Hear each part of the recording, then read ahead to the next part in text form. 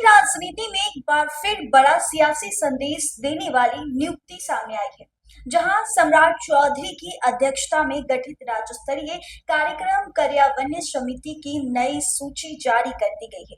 लेकिन इस लिस्ट में सबसे ज्यादा चर्चा नाम की जो हो रही है वो है मोकामा के पूर्व बाहुबली विधायक अनंत सिंह की पत्नी नीलम देवी की। जी हाँ, सरकार ने नीलम देवी को समिति का सदस्य बनाया है और इसी के साथ बिहार की सियासत में नए समीकरणों की चर्चा तेज हो गई है। आखिर इस नियुक्ति के क्या है राजनीतिक मायने, किसे साधने की हो रही कोशिश और क्यों बढ़ गई है विपक्षी को इससे बेचैनी।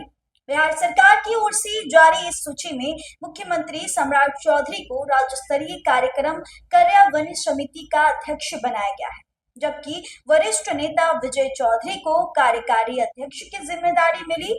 बिहार के मंत्रिमंडल में जगह नहीं बनी तो अब आनंद मोहन के बेटे और जेडीयू के विधायक चेतन आनंद को भी नई जिम्मेदारी दी गई है। उन्हें राज्य स्तरीय कार्यक्रम कार्यान्वयन समिति का एक सदस्य नियुक्त भी किया गया है। इसके अलावा अगर बात की जाए तो बीजेपी नेता संजय सरावगी और जेडीयू के उमेश कुशवाहा को उपाध्यक्ष बनाया गया है। सरकार की तरफ से साफ किया गया है कि समिति के सभी उपाध्यक्षों को राज्य मंत्री का अब दर्जा मिलेगा। वहीं सदस्य को जो भी लोग राज्य के उप मंत्री के समान उन्हें सुविधाएं दी जाएगी, प्रोटोकॉल दिए जाएगा।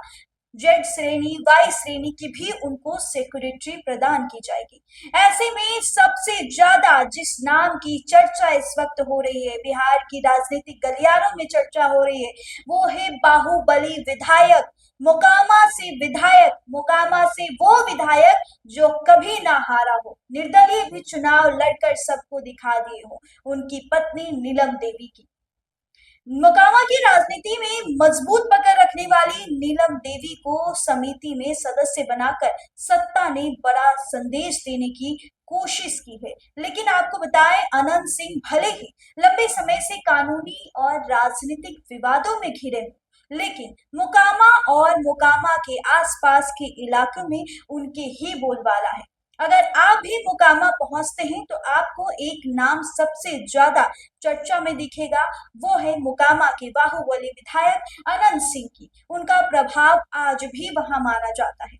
ऐसे में नीलम देवी की इस नियुक्ति को सिर्फ एक प्रशासनिक फैसला नहीं, बल्कि आगामी चुनाव से पहले सामाजिक और राजनीतिक समीकरण साधने की रणनीति के तौर पर भी देखा जा रहा है।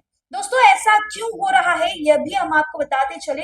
नीतीश कुमार के नाम पर जब चुनाव हुई, नीतीश कुमार कुछ दिन मुख्यमंत्री रहे, लेकिन नीतीश कुमार को रास्ते से हटाया गया और अब बीजेपी कैसे जो है अपनी सरकार लेकर आएगी, इसकी तैयारी आज से ही साधने की कोशिश की जा रही है। राजनीतिक जानकारों की अगर माने तो बिहार में बदलते समीकरणों के बीच एनडीए हर उस चेहरे को मजबूत करने में जुटी है जिसका जमीनी प्रभाव हो, और नीलम देवी की एंट्री उसी रणनीति का हिस्सा माना जा रहा है।